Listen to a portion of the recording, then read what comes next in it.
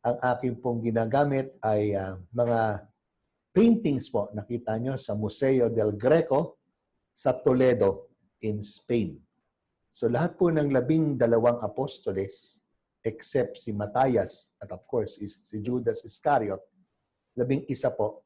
Pero 12 kasi meron ding buka na pinaint siya tungkol kay San Pablo, St. Paul, the Apostle. So simulan po natin mismo kay St. Peter. Pangalan po niya ay Peter, Simon actually, son of John, pero Cephas po ang ilagay niya. Ang ibig po ng Cephas is rock. Upon this rock. Ang rock po hindi to stone. No.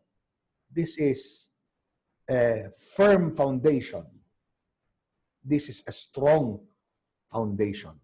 The rock, parang sinasabing cornerstone, ika nga. Siya po, ang kanyang piyesta ay June 29. At tagasan po siya, originally sa Bethsaida. Yun lang, sumama siya sa kanyang asawa at siya'y tumira sa bahay ng kanyang mother-in-law, ng kanyang biyanan. Kaya nga napag-usapan, siya'y taga Capernaum doon sa lawa ng Sea of Galilee. Ito po, sino po ba si San Pedro? Tingnan po natin. Sabi sa aking nakita-kita, always speaking his mind. Mabilis siya magsalita, acting upon impulse. And yet, ang ganda po, the early Christians, the community in Jerusalem, constantly relied on his decisions. Saan po natin makikita si Peter sa Bible? No? Sa New Testament in particular, sa Gospels, yan. Walking on the water, Matthew chapter 14. Confessing that Jesus is the Son of God, the Son of the living God, the Christ, Matthew chapter 16. Pero tinawag siyang ni Jesus na Satanas for not accepting that the Messiah would first suffer in order to achieve His glory. At yun po, sadly, he disowned Jesus. Sinabi niya, pinangako niya yan, that he will not go away, mamamatay siya para kay Jesus. But he disowned Jesus 3 times. Pero, binalikan siya ni Jesus kay St. John.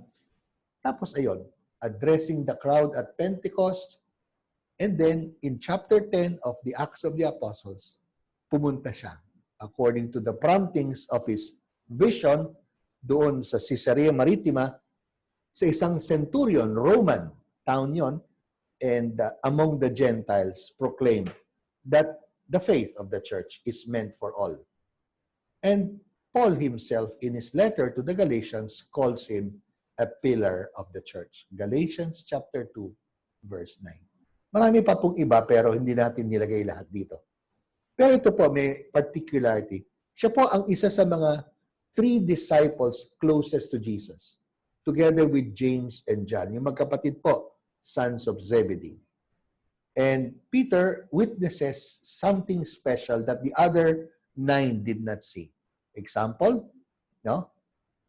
Si Jesus, dinala sila doon sa bahay ni Jairus, and they saw Jesus raising up a dead girl. Matthew chapter 5.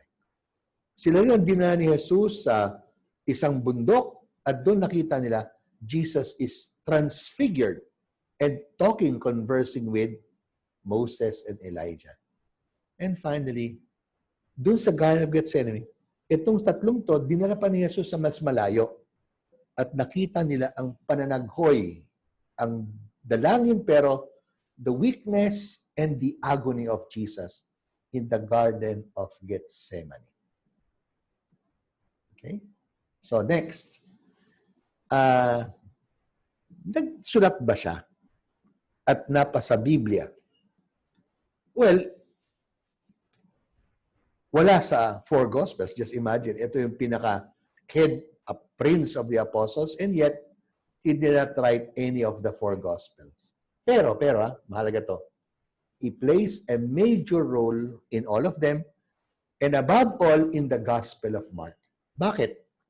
It is traditionally held that Peter's witnessing, preaching, ang kanyang pagsasalaysay ng kanyang inkwentro at karanasan tungkol kay Jesus, maging sa buhay na to, kamatayan, at lalo na muling nabuhay, ito ang sinalaysay. Ito po ang sinulat ng Mark the Evangelist.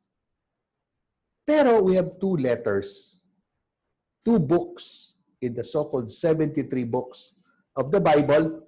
They are claimed to be written by Peter. There are two letters that are found. However, scholars debate again whether he wrote them himself or just dictated to somebody to write this letter. So, it's not sure whether he really wrote them all. Bakit? Fisherman eh. Hindi siguro aral. Matthew, tax collector, marunong magsulat yan. Luke, doktor, marunong magsulat. Pero itong mga fishermen, fisherfolk, hindi sila nakakasigurado kung siya'y marunong magsulat. Pero marunong siya magsalita. At yung kanyang sinulat o pinasulat niya. Kamukha dito sa two letters. Finally, ito pang next. Paano siya namatay? Alam naman natin. At parang may date. He was one of those that Emperor Nero, 64 AD, during the fire of Rome, na binlame ni Nero sa mga Kristiyano. Napasama siya sa crucifixion.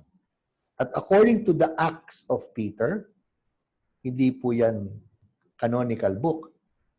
It claims that hililing niya sa magkukrucify sa kanya, i-crucify siya upside down, patiwalek, because he didn't believe he was worthy of dying in the same position as that of his master, Jesus Christ.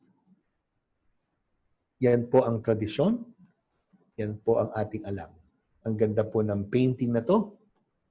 Ang may painting po ang nagguhit ay si Michelangelo Buonarroti. Gumawa po ng Sistine Chapel.